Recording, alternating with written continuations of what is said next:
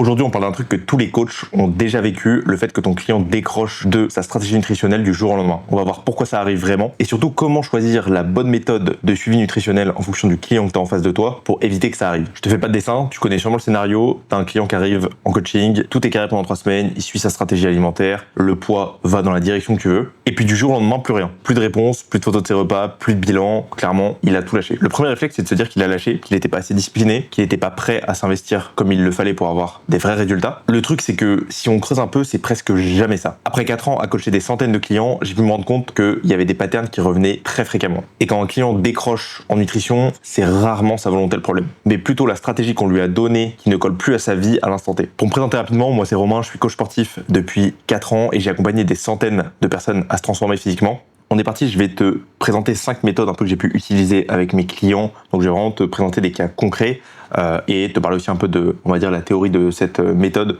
pourquoi elle est intéressante, dans quel contexte, pour qui.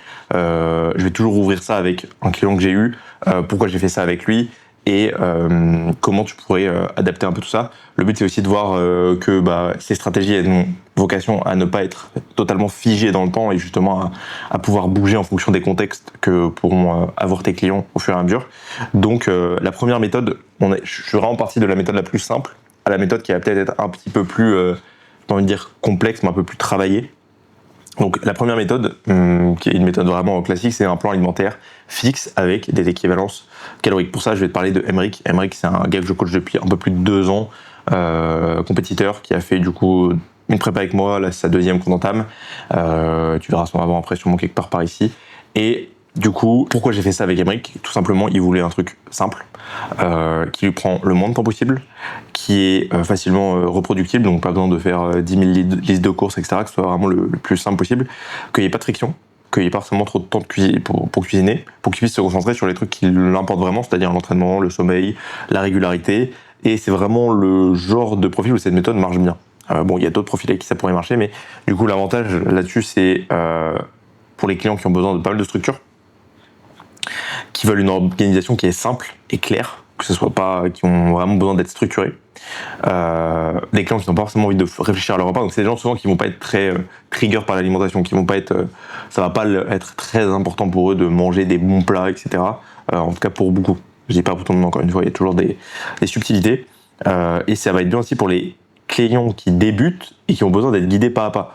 Mettre un client qui n'a aucune connaissance en nutrition sur un plan, par exemple, avec juste des macros, c'est un risque d'être un carnage. Donc là, le but d'avoir un plan alimentaire plus des équivalences, ça permet de montrer à la personne, ok, tu peux à peu près t'alimenter comme ça, ça peut être cohérent par rapport à tes habitudes, t'as du coup, voilà la structure, ça te permet quand même d'avoir une vision, et à côté, du coup, tu peux quand même faire des équivalences.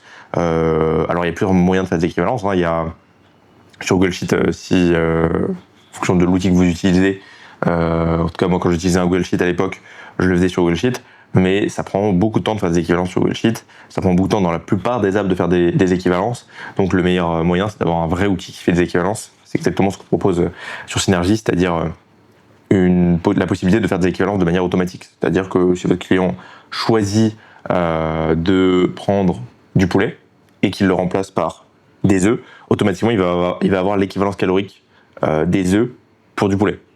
Et si, du coup là on est sur protéines, donc c'est plutôt cohérent. Si par contre il commence à remplacer des pommes de terre avec du poulet, il y aura un message évidemment pour le prévenir que c'est une équivalence calorique qui n'est pas cohérente. Donc voilà, ça permet de, encore une fois, gagner du temps en tant que coach sur les tâches qui sont réellement importantes, c'est-à-dire potentiellement plus la stratégie nutritionnelle, la stratégie de dépense, la stratégie globale, plutôt que piocher des équivalences d'aliments qui peuvent être clairement faites de manière automatique, en tout cas même s'il y a la possibilité quand même de le faire, pour quand même guider le client, ce qui est quand même un plus. Mais il y a aussi 10 propositions, si par exemple la personne veut remplacer son riz, elle sait pas trop par quoi, elle va avoir 10 suggestions, plus les suggestions du coach s'il en a mis, et la possibilité ici de scanner des équivalences, donc voilà, quelque chose qui va être vraiment très simple et très pratique, et donc limiter la friction, et donc maximiser l'adhésion, qui est exactement ce qu'on veut. Donc voilà, comment ça marche du coup de ce genre de plan ? C'est très simple, hein. On construit un plan fixe avec des repas types, des fois plusieurs idées de repas. Moi, ce que j'aime bien faire, 2, 3 idées de repas en fonction du type de client. Ça peut être intéressant pour quand même lui donner pas mal de gens en fait qui savent pas trop quoi manger. Donc ça permet qu'ils aient plusieurs choix et donc maximiser encore une fois leur adhésion. Ensuite, on peut soit donner des équivalences caloriques par aliment pour que la personne puisse switcher facilement, soit directement utiliser Synergy, que là, la personne ait directement la possibilité de faire des équivalences en un clic, quoi. Le gros avantage, c'est que du coup, il n'y a pas besoin de traquer, juste à suivre le plan. Donc ça veut dire zéro charge mentale pour le client, ou en tout cas très très peu, si ce n'est préparer les repas. Et encore, du coup, il y a la possibilité de faire des repas extrêmement simples, qui nécessitent très très peu de cuisiner. Donc ça dépend aussi du client et de ce qu'il a besoin. Et l'adhésion est vraiment très bonne sur certains profils. Sur d'autres, ça va l'être beaucoup moins. Ça va vraiment dépendre des profils que tu auras devant toi, mais dans la plupart des cas, de personnes qui ont besoin de cadre, pas forcément qui ont une relation avec l'alimentation qui est plutôt bonne, etc., ça peut être très très bien comme méthode. Et du coup, avec Emeric, c'est clairement ce cadre simple qui lui a permis de tenir dans la durée sans jamais décrocher, qu'il n'y a jamais eu de période où c'était vraiment plus compliqué. C'est ce qui lui a permis aussi du coup d'extrêmement bien progresser, parce que ça demande aussi, quand on parle du coup là de bodybuilding et d'optimisation, ça permet d'être très précis du coup dans l'apport calorique, du coup dans l'augmentation du poids de corps. Donc ça permet de prendre des décisions extrêmement bonnes puisqu'on a beaucoup de données. C'est aussi le gros avantage d'un plan alimentaire, hein, c'est la précision qu'on peut avoir grâce à ça. La deuxième méthode que j'aime beaucoup utiliser, c'est encore une fois un plan alimentaire, mais avec des photos sur les repas libres. Pas mal de gens, ce sera pas forcément utile, mais il y a beaucoup de gens où ce sera le cas. Beaucoup de gens ont beaucoup d'occasions sociales, avec peu d'éducation nutritionnelle, et donc ça peut être vraiment un gros game changer de faire ça. Comme ça, là, je pense à du coup Maud, une fille que j'accompagne depuis quelques mois maintenant, quelques semaines plutôt, et elle a beaucoup d'occasions sociales, des sorties fréquentes, et en même temps, elle avait assez peu d'éducation nutritionnelle. Donc, lui demander de traquer, clairement, je me suis vite rendu compte que ça allait lui imposer trop de charge mentale et qu'elle n'arriverait sûrement pas à le tenir, en tout cas pas tout le temps. Si je lui disais, ok, quand tu vas à ton repas libre, tu rentres tout ce que tu manges. Déjà, c'est très compliqué, et ça amène beaucoup de charge mentale. Et quand la personne n'a pas vraiment cette habitude de traquer beaucoup, n'est pas entre guillemets matrixée par son physique, par le fait de vouloir améliorer son physique, ça peut être très compliqué de lui dire, on va pas lui dire ramène ta balance, etc. En tout cas, ça va poser des problèmes au niveau de l'adhésion, quoi. Et donc du coup, j'ai préféré lui dire, vu qu'elle avait quand même beaucoup de repas libres, j'avais besoin d'avoir quand même un minimum de visuel sur ses repas libres. Donc je lui ai dit de me prendre des photos de tous ses repas libres, potentiellement quand elle va au restaurant, de me prendre les photos de la carte, de me proposer les idées qu'elle voudrait manger. Et au-delà du côté, je vais te dire quoi manger, c'est pas vraiment ça le but, hein. C'est plutôt le but, c'est de lui dire, ok, ça pourrait être cohérent pour ton objectif, ça peut-être un peu moins. Là, voilà ce que j'ai. Elle m'envoie souvent aussi beaucoup de photos de ce qu'elle a fait dans le week-end. Et je lui dis, ok, là, tu vois, je pense que tu aurais peut-être pu faire ça et ça. Et l'idée, encore une fois, c'est aussi pas de culpabiliser la personne, mais plutôt de lui apprendre à comment elle peut se faire plaisir tout en restant cohérente pour ses objectifs. Et c'est un gros plus, parce que à long terme, le but, c'est que le client aussi devienne autonome. S'il devient plus autonome, c'est aussi quelque chose qui va l'aider à avoir une meilleure adhésion à son plan, parce qu'il sent qu'il devient plus compétent. Il comprend mieux comment il peut s'alimenter. Il a plus de maîtrise. Donc c'est beaucoup plus confortable pour le client d'avoir cet aspect éducatif. Du coup, elle a très bien progressé en plus sur là, je crois qu'on est entre 4 et 6 semaines de coaching, je crois. Et je crois que je te mettrai sûrement l'avant-après ici, mais elle a très bien progressé, Maud, avec ce genre de méthode-là. Et pour donner un peu un scope global de pour qui ça peut être pertinent, je pense que c'est pour des clients qui ont peu d'éducation nutritionnelle, qui ont beaucoup d'occasions sociales et de repas libres, qui ont du mal à traquer, réellement, en tout cas à traquer précisément, parce que c'est pareil, on peut lui demander de traquer, est-ce que ce sera vraiment précis ? Pas forcément, donc c'est toujours aussi le risque. Et c'est surtout pour des clients qui ont, donc une majeure partie des clients, ça veut dire, qui ont besoin d'un cadre fort sur le quotidien, tout en gardant une vie sociale. Parce que du coup, le gros avantage d'avoir un plan alimentaire et des photos sur les repas libres, c'est que je peux avoir quand même beaucoup de repas traqués dans la semaine, et d'autres repas, du coup, qui vont être qui seraient peut-être moins traqués, mais dont je vais avoir quand même du visuel pour ajuster au mieux. Et le fait que quand la personne a beaucoup de repas libres, beaucoup de sorties les week-ends, en fait, ça risque de poser problème si à côté, la semaine, il n'y a pas un tracking qui est relativement précis, ou en tout cas il n'y a pas un plan même qui est relativement précis.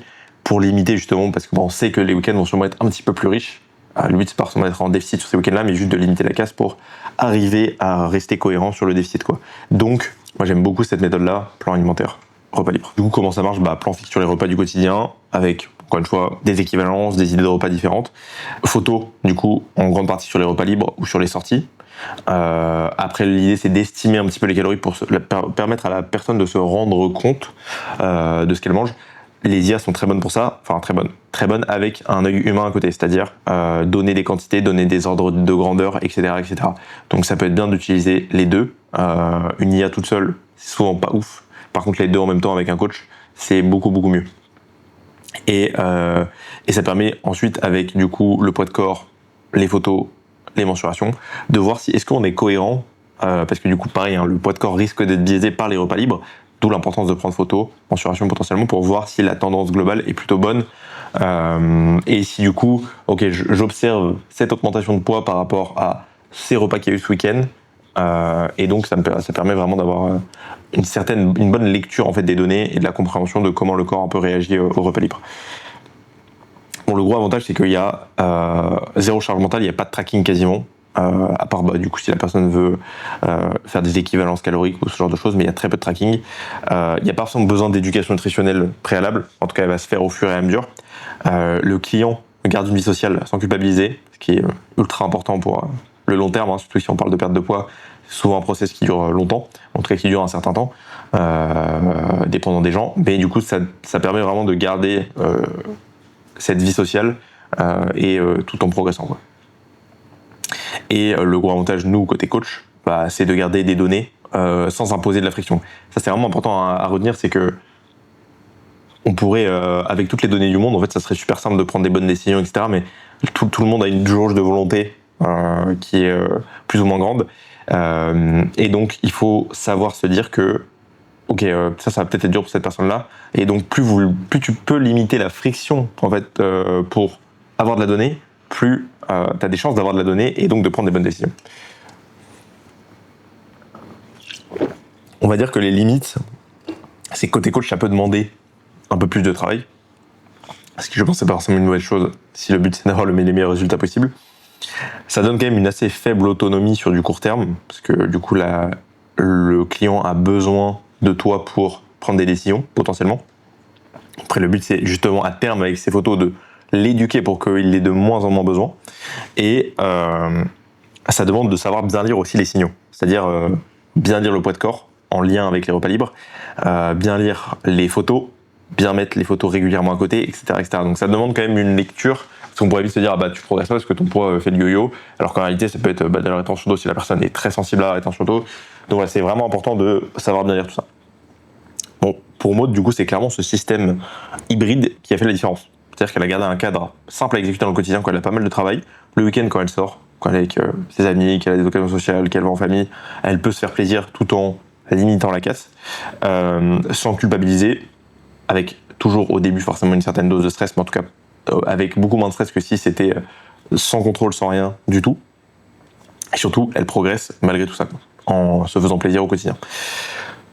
Donc, voilà pour la deuxième méthode. La troisième méthode, je pense que c'est une de mes préférées, honnêtement. C'est encore une fois avec un plan alimentaire, mais cette fois avec une enveloppe de calories flexibles. Alors, pour cette méthode, je l'ai utilisée ça fait un petit moment que j'avais utilisé ça la première fois. C'est avec une cliente que je coach depuis le tout début de mon coaching. Elle s'appelle Louise. Contexte assez particulier puisqu'elle a un SOPK, ce qui rend donc syndrome des ovaires polykystiques, qui a changé de nom d'ailleurs très récemment. Je ne saurais pas le dire exactement, mais syndrome des ovaires. En tout cas, ils ont rajouté le terme métabolique maintenant. Et du coup, contexte particulier, SOPK, qui rend du coup la perte de gras un peu plus complexe forcément. Elle avait surtout besoin de structure pour pas se perdre, mais elle avait aussi besoin de marge au quotidien pour ne pas se sentir enfermée. On a pu le voir assez aisément que quand elle avait juste un plan alimentaire, en fait, il y avait quand même de la frustration de pas pouvoir manger un petit truc par-ci par-là, etc. On pourrait dire un peu des grignotages, mais c'est pas vraiment ça. C'est plutôt avoir juste de la flexibilité en fait dans son quotidien, mais traquer tout le temps, c'était compliqué pour elle en fait. Avoir vraiment un tracking où elle rentrait tout ce qu'elle mangeait, ça la saoulait. C'était compliqué de le faire niveau adhésion, trop de friction. Donc du coup, le juste milieu entre avoir un plan et avoir un peu de calories flexibles, ça lui permettait en fait de avoir un plan où elle a un cadre, et à côté avoir quand même quelques cales flexibles, parce que pour justement garder cette flexibilité et pouvoir se faire plaisir de temps en temps. Et notamment tous les jours. Et du coup, on a construit un plan du coup calculé volontairement en dessous de ses besoins, et on a laissé du coup une enveloppe de calories flexibles chaque jour, qu'elle gérait un peu comme elle voulait. Moi, elle me notait juste, ok, aujourd'hui j'ai mangé, 200 cales de M&M's, j'ai mangé 200 cales de yaourt grec. Voilà, ça me permettait de voir un peu la tendance, et aussi du coup d'observer aussi les fluctuations du poids de corps en lien avec ça. Et du coup, elle gérait ça toute seule. Donc ça permet aussi de la permettre qu'elle soit de plus en plus autonome sur son alimentation. Et honnêtement, c'est avec cette méthode qu'elle a vraiment passé un cap qu'on avait quand même eu du mal à débloquer. On a perdu, je pense, depuis le début, je crois, un truc comme... On a perdu plus de 10 kilos, hein, même plus, je crois que c'était 15 potentiellement, ou 12-13 kilos. J'ai plus les chiffres exacts en tête. Et on a été pas mal de temps assez stagnant vers les moins 7, moins 8 kilos. Et on a clairement passé le cap après de ça, quand justement on a implémenté cette méthode-là. Pour qui cette méthode est super, c'est pour les clients qui ont besoin de structure et d'une marge de liberté quotidienne. Notamment, beaucoup, les femmes ont besoin de ça en général. En tout cas, c'est un truc que j'observe. Moins les hommes qui vont préférer un truc simple, fixe, où on fait un peu tout le temps la même chose. Les femmes ont quand même beaucoup plus souvent besoin de manger des choses différentes. Il y a aussi le cycle menstruel qui va jouer là-dedans, dans les envies. Il y a plein de choses qui vont jouer, mais qui font que, en général, c'est un truc qui fonctionne très très bien chez les femmes. Et du coup, de laisser, par exemple, mettre un plan alimentaire à, 1400, 1500 calories et peut-être 300, 400 calories flexibles, ça, c'est vraiment une très très bonne méthode, je trouve. Et c'est un très bon juste milieu. C'est bien pour du coup les clients qui veulent un cadre mais qui veulent pas un plan 100% figé. C'est un peu vraiment le juste milieu. C'est quand même mieux pour des clients qui ont une petite base de nutrition, et puis ça peut le faire complètement pour des clients qui ont très très peu d'éducation, mais une petite base c'est toujours un peu mieux. Et c'est super pour les clients qui veulent éviter du coup la charge mentale d'un tracking complet, de tout traquer, de tout rentrer dans l'appli, parce que ça prend du temps. Parce que le risque en fait c'est que ça soit pas suivi, parce que justement ça prend du temps, et que surtout quand les personnes sont assez peu éduquées sur l'alimentation, ça peut être vraiment compliqué à faire. Donc ça marche très bien dans ce genre de contexte. Du coup, comment ça marche, j'en ai un peu parlé, mais plan alimentaire fixe, construit volontairement en dessous des besoins, en tout cas caloriques qu'on cherche à atteindre, que ce soit pour un surplus ou pour un déficit, ça marche dans les deux cas. Du coup, la différence, ça forme du coup l'enveloppe de calories flexibles. Moi, j'aime bien la traquer. En fait, je la mets même pas dans le plan alimentaire directement. En tout cas, sur Synergie, moi, je la traque de manière en métrique personnalisée, où je vais mettre, ok, t'as 400 calories flexibles, note-moi qu'est-ce que t'as mangé dans ces 400 calories, par exemple. Et du coup, le client gère cette enveloppe comme il veut. Snack, dessert, repas, petit-déj. Voilà, ça c'est totalement flexible. Et la personne peut aussi garder, ça c'est vraiment très cool. Si la personne a beaucoup de repas libres dans une semaine, on peut lui dire, ok, peut-être tu gardes ton plan un petit peu plus bas, puisque c'est ton plan de base, et tes calories flexibles, tu les gardes parce que tu vas peut-être avoir un repas libre, tu auras peut-être 3 repas libres cette semaine, donc tu les gardes et ça te fait économiser un petit peu de calories pour être cohérente. C'est un truc aussi qui marche bien. L'avantage du coup, c'est que le client garde un cadre clair sur la majorité de la diète. Il s'octroie juste une petite marge quotidienne, ce qui réduit largement la frustration. Il y a moins de friction sur les repas sociaux, moins de friction sur les envies quotidiennes, charge mentale d'un tracking qui est très limitée. Ça coche beaucoup de cases, c'est pour ça que j'aime particulièrement cette façon de faire. Ça demande un minimum aussi d'éducation sur l'estimation calorique, même si l'idéal c'est quand même de traquer précisément, mais même sur des estimations, en fait, ce qui est bien, c'est que sur 300-400 calories, on a quasiment n'importe quoi dans 100 grammes qui rentre dedans. Bon, sauf si la personne veut manger 100 grammes d'huile d'olive, mais sinon, quasiment tout va rentrer dans 300 à 400 calories, donc même si des fois elle peut pas traquer précisément, parce que ça va être une pâtisserie, ce genre de truc, on va rester en général assez cohérent. Ça peut prendre du temps des fois un peu à caler au départ, parce que ça amène quand même... c'est pas non plus juste un plan à suivre, il y a quand même un petit peu d'éducation à amener, mais ça se fait assez facilement honnêtement. Il y a quand même le risque de dépassement sur cette partie flex si c'est mal cadré, ça peut aussi être un risque à prendre en compte. Pour Louis, clairement, encore une fois, c'est vraiment ce mélange de marge quotidienne et de plan alimentaire qui a clairement fait toute la diff sur le fait que vraiment il y a aussi ce truc, le problème quand il y a un plan alimentaire fixe, c'est que si la personne ne le suit pas, elle va se dire ok j'ai pas suivi, foutu pour foutu, hop, je fais n'importe quoi et je commence à manger un peu ce qui me passe sous le nez. Le fait de ramener de la flexibilité, en fait ça amène ok, je suis un peu sorti du plan, mais c'est pas grave, donc ça amène aussi ce truc là de Le plan n'est pas fait pour être tenu absolument strictement, religieusement à la lettre. C'est des guidelines pour t'aider à tendre vers ton objectif. Et le fait de mettre ça du coup directement en avant dans le plan, ça amène beaucoup moins de tout ou rien. Même si ça peut arriver quand même, hein, ça dépend vraiment du client, mais je trouve que ça le limite quand même pas mal. La méthode numéro 4, c'est une méthode qui va être beaucoup, qui est souvent nécessaire à pas mal de cas que tu pourras rencontrer. C'est le semi-tracking, j'appelle ça. Et pour donner un cas concret, du coup, je coach Gabin depuis un petit moment, ça doit faire pareil un peu plus d'1 an. Pas mal de contraintes au début, du coup, il mange chez ses parents le soir. Donc, impossible de traquer ce repas précisément, c'est sa mère qui prépare le repas. Donc, il n'a pas envie de l'embêter, il est déjà à la maison là-bas. Voilà. Donc, l'idée, c'est de pas lui dire « Ah bah si, non mais attends, tu peux traquer tes calories. Oui, tu peux le faire. » Factuellement, oui, il peut le faire. Je lui mets un pistolet sur la tempe, il va le faire.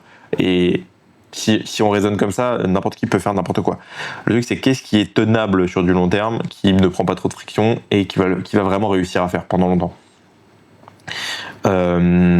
Et du coup, on s'est dit à la base que ça allait être compliqué à cause de ça. Et moi, je lui ai dit, mais en fait, on a carrément moyen d'avoir une certaine structure vis-à-vis de ça. Et du coup, tous ces autres repas qui pouvaient traquer, en fait, on les a traqués. Et du coup, on a estimé le nombre de calories qu'on pouvait mettre avec une estimation à la hausse de son repas du soir. Donc, typiquement, il mangeait 3 fois par jour, Gabin, donc matin, donc, je te mettrai son petit avant-après ici. On a perdu 18 kilos avec Gabin, donc masterclass, franchement, belle dinguerie. Et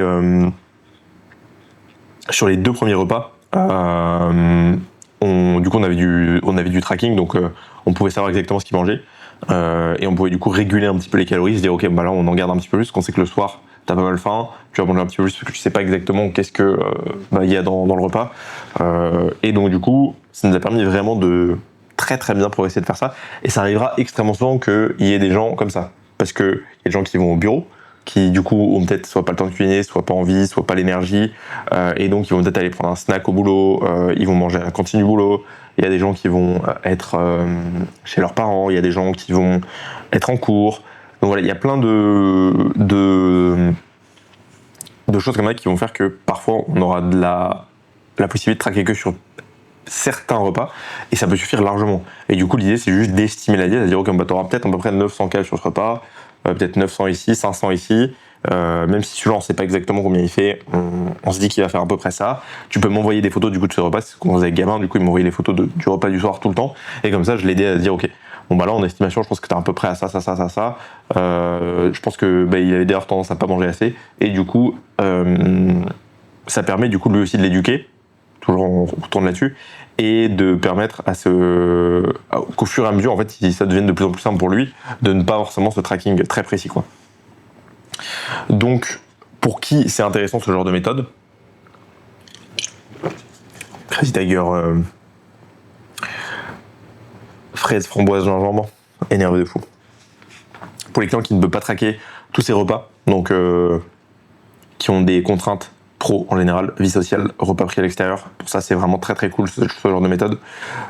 Ça donne aussi encore une fois de la structure et en même temps de la flexibilité.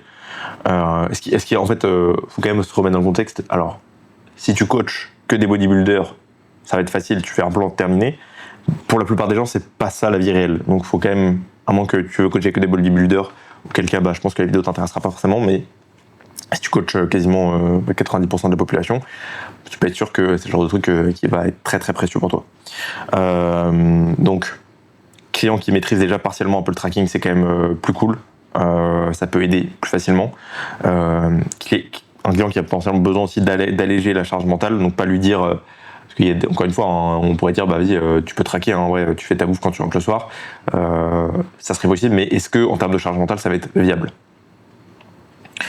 Du coup, comment ça marche? Traquer 2 repas, ou 2 repas sur 3, ou 2 repas sur 4, ou 3 repas sur 4, etc. par jour, et essayer de du coup faire une structure autour de ça qui reste cohérente. Photo du repas non traqué, du coup estimé visuellement, estimation calorique du coup sur le repas non traqué à partir de la photo, et du coup éducation avec le client. L'avantage du coup c'est que là, ça réduit la friction du tracking, ça garde des données exploitables pour ajuster, donc on peut dire ok, bah là peut-être tu devrais faire ça. On a aussi les données du poids de corps à côté qui nous permettent de voir les tendances. Et C'est très très bien pour les profils qui ont tendance à décrocher un peu sur le tracking. Ça leur donne du coup le fait d'avoir... ils ont pas trop de tracking, donc ça aide. La limite, c'est quand même moins précis qu'un tracking complet. Donc si on parle vraiment d'optimisation, par exemple, si on veut être en surplus absolument ou en déficit absolument, forcément, hein, ça amène de l'incertitude, puisqu'on est moins précis. Mais si la personne réussit à le suivre plus longtemps, en général, on a des meilleurs résultats, quoi. Ça nécessite aussi que les clients voient ces photos régulièrement. Ça peut être aussi le problème. Donc ça, il faut essayer de rendre l'habitude des photos cool. C'est-à-dire, soit déjà essayer de le ritualiser. Donc avant chaque repas, ou qu'il y ait vraiment un déclencheur qui permet d'envoyer la photo, enfin de penser à envoyer la photo. Et sinon, rendre cette habitude agréable. Donc il y a plein de façons de le faire, hein. Ça peut être du coup en amenant un aspect éducatif que la personne aime, en essayant de questionner la personne, okay, si elle n'arrive pas à le faire, pourquoi elle n'arrive pas à le faire, pourquoi elle le fait pas, est-ce qu'elle l'oublie, si elle oublie, est-ce qu'elle oublie vraiment ou elle n'a pas envie vraiment de montrer ce qu'elle mange, c'est quelque chose qui arrive très souvent.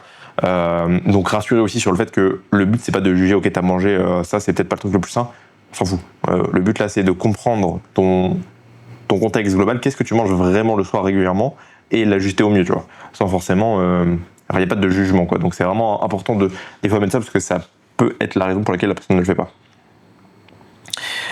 Et pour Gabin, du coup, c'est clairement la méthode qui lui a permis de extrêmement bien progresser, sans flinguer son adhésion, sans devoir se mettre la misère de ouf à tout traquer au gramme près, et surtout qu'il a pu tenir sur un an, quoi. Donc, qui nous a permis d'avoir d'excellents résultats parce qu'on a tenu ça pendant longtemps. Et la méthode 5, donc c'est un peu la méthode classique ici, donc il ne va pas forcément y avoir énormément de choses à dire, même si ça reste quand même intéressant, c'est la méthode de donner des macros. Alors, on peut donner juste des macros et tu te débrouilles. Je trouve ça un peu limite, honnêtement. Je pense que c'est un peu dommage en tout cas.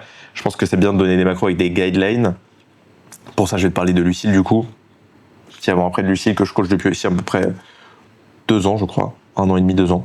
Première compétition cette année.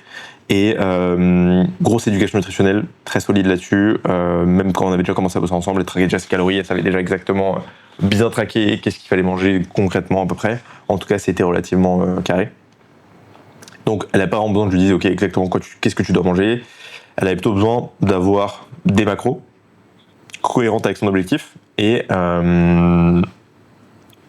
du coup, je lui ai juste donné des guidelines en fonction des contextes qu'elle avait.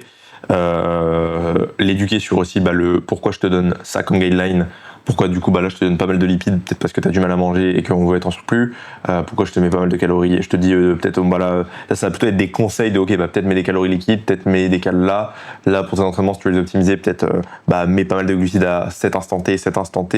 Donc voilà, ça va plutôt être ce côté là d'optimiser peut-être le timing des nutriments, donner des guidelines sur les macros, le timing des macros évidemment, etc. quoi. Donc excellente progression. Elle a pu garder du coup en flexibilité, ce qui était vraiment important, c'est vraiment très important pour elle. Même en prep, là, sur cette début de prep, elle est encore en diète flexible parce que c'est ce qui lui convient bien, quoi. C'est une méthode qui convient vraiment très bien à vraiment ce type de profil, quoi. Genre des personnes relativement éduquées qui ont besoin de flexibilité et qui sont prêts à accepter la charge mentale de traquer pour pouvoir avoir justement cette flexibilité, quoi. Mais je trouve que c'est vraiment pas le truc qui est adapté à tout le monde, quoi. Alors que c'est un peu le truc où on se dit vas-y traque tes calories et puis voilà ça le fait, quoi. Je pense qu'il y a beaucoup de gens pour qui c'est compliqué de le faire. Moi je sais que je suis quelqu'un qui n'aime pas du tout traquer ses calories, genre ça me fait chier de rentrer tous les jours ma bouffe, donc moi j'ai toujours suivi un plan alimentaire, c'est ce qui me convient le mieux. Pourtant je pense être relativement bien éduqué sur la nutrition, donc il faut vraiment bien comprendre aussi, cerner l'éducation de la personne, mais aussi quel profil de la personne, qu'est-ce qu'elle tolère, avec quoi elle est ok, etc. Pour qui du coup, client qui a déjà une certaine éducation nutritionnelle, client qui a besoin de beaucoup de flexibilité, client qui voyage, mange à l'extérieur, a un emploi du temps assez imprévisible, ça peut être vraiment très pratique, et client qui est autonome, donc qui n'a pas besoin forcément de trop d'être guidé. Donc du coup, comment ça marche? On donne des cibles de macro, protéines, glucides, lipides, potentiellement des fibres aussi. Intéressant quand même de donner des guidelines là-dessus. On peut ajouter des guidelines sur la qualité des aliments, le timing, du coup les fibres, l'hydratation. Et le client traque ses macros tous les jours. On les voit du coup si tu travailles Google Sheet par exemple, j'imagine que tu demandes à tes clients de traquer peut-être sur MyFitnessPal, peut-être sur chronomètre, si t'es un peu plus précis. L'avantage d'une app, encore une fois, comme Synergy, c'est que du coup, tu vas avoir directement l'application de tracking dans Synergy, et donc tu vas pouvoir avoir le calendrier de tout ce que ton client mange, à quelle heure, etc. etc. Avec évidemment la possibilité de scanner, et surtout avec une base de données qui est vérifiée. C'est le désavantage de beaucoup d'applications, c'est que comme FitnessPal, où il y a beaucoup d'aliments en fait qui sont pas cohérents, donc si on est sur quelqu'un qui a assez peu d'éducation, ça peut poser problème. Le gros avantage, c'est la flexibilité maximale, l'adhésion fort sur les profils autonomes, et le client qui apprend au fur et à mesure forcément. La grosse limite, c'est que ça demande quand même une certaine éducation, sinon ça part vite. En fait, il y a des gens qui savent pas que des brocolis ça fait 50 cal et ça en fait pas 300, donc ça peut vite devenir n'importe quoi si en plus la base de données n'est pas bien vérifiée. C'est, je pense, pas du tout adapté à un débutant complet, et c'est quand même une sacrée charge mentale, de devoir toujours traquer, toujours rentrer. En fait, il y a vite le truc de vas-y la flemme, je mange vite fait. C'est-à-dire qu'il faut peser à chaque fois, etc., etc. Donc, ça demande quand même un petit peu plus de charge mentale. Avec Lucille, c'est quand même cette autonomie qui lui a permis de progresser beaucoup et de surtout avoir une très bonne adhésion, parce qu'elle était très souple, elle pouvait manger vraiment ce qu'elle voulait de manière en changeant quand même régulièrement. Il y a quand même le truc important de se dire que c'est pas ça peut être tu manges tout ce que tu veux et ça rentre dans les macros, c'est bon. Moi, je suis pas quand même trop de cet avis-là. Je pense que la qualité d'un aliment, le type d'aliment, à quel point il est transformé, etc., ça aura de l'importance sur tout le global. Donc, je reste quand même partisan de donner certaines guidelines sur tout ça pour que ce soit pas juste vas-y, mange des cookies et puis tant que ça rentre dans tes macros, c'est bon, quoi. Faut vraiment rester cohérent sur tout ça, quoi. Mais ça peut être un très bon outil pour les clients qui ont besoin de flexibilité. Et maintenant que je t'ai présenté un petit peu tout ça, tu vas me dire du coup super, je sais pour qui, dans quel contexte je le fais, etc. Maintenant, ce qu'il faut bien comprendre, c'est que c'est une boîte à outils. C'est pas un classement qui est figé où tu dois faire ok, tu observes ça, tu fais ça. C'est plutôt, tu vas observer ça à un instant T, tu vas pouvoir tester ça, voir comment le client réagit, ça fonctionne pas, là, à un autre instant T, peut-être changer, etc. Il faut vraiment se dire que le même client peut passer par 3 méthodes différentes en l'espace d'un an. Si je prends l'exemple de Gabin, par exemple, Gabin, on a fait plusieurs types. Quand il est parti en Australie, on est parti sur plutôt un plan parce qu'il avait la possibilité de traquer plus et qu'il était motivé à le faire. Il y a aussi la possibilité Lucille, par exemple, va passer sur sûrement un plan alimentaire à terme quand on va avancer dans la prep.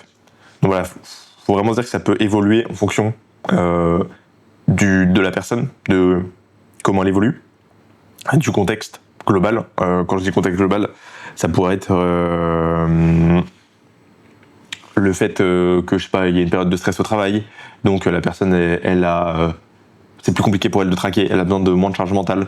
Voilà, ça doit vraiment se varier, et c'est tout le job qu'on a, nous, en tant que coach, c'est pas juste de donner une méthode et dire vas-y, comme ça pour toi, ça, je pense que ça va marcher, c'est plutôt de lire les données, lire le client, et à réadapter la méthode au fur et à mesure du temps. Et en fait, quand le client décroche, c'est sûrement qu'on a, nous, loupé des infos à un instant T qui nous permettaient de réadapter le plan au bon moment. Ça peut être aussi un manque de communication du client, mais du coup, est-ce que ça vient pas aussi d'un manque de communication en amont du coach pour qu'il y ait cet espace qui soit nécessaire? Alors, évidemment, je vais pas dire que le coach est toujours en tort. Évidemment, il y a des moments où les gens ne sont pas prêts à faire les efforts qu'il faut, à communiquer, etc. Donc, on peut pas non plus tout savoir avec une baguette magique, malheureusement. Mais il y a souvent, quand même, si on lit bien les données, si on lit bien entre les lignes, si on regarde bien, on peut voir et on peut essayer de questionner, poser les bonnes questions au bon moment pour justement réadapter au mieux. Et donc, il faut vraiment apprendre à piocher dans cette boîte à outils. Il n'y a pas une méthode qui est bonne ou mauvaise dans l'absolu. Il y a toujours une qui est adaptée ou inadaptée à un client à l'instant T. Il faut vraiment bien garder ça en tête. Et c'est un peu cette agilité qui fait la différence entre un coach qui applique un protocole bêtement, de dire moi je fonctionne comme ça et c'est comme ça que ça marche, et puis voilà, et un coach qui va vraiment proposer un accompagnement qui est vraiment adapté à chaque personne. Voilà, maintenant tu te dis sûrement que tu as des méthodes qui sont cool pour réussir à mieux gérer l'alimentation de tes clients, des stratégies un peu pratico-pratiques, mais voilà, il y a toujours cette question de qu'est-ce que tu fais quand ton client il part en week-end, qu'est-ce que tu fais quand il y a un repas d'anniversaire, quand il y a des repas libres, etc. Et que quand il rentre, il a pris 2 kilos, il commence un peu à paniquer, etc. En fait, ces méthodes, elles ne couvrent pas vraiment ça. Même si je t'ai donné les types des photos sur les repas libres, ça va pas couvrir vraiment en détail cette partie-là. Et bien gérer les repas libres de tes clients, en tout cas les aider à bien les gérer, c'est vraiment une compétence à part. C'est un truc qui s'apprend. Et c'est exactement le sujet du prochain podcast. Donc, abonne-toi pour pas le louper.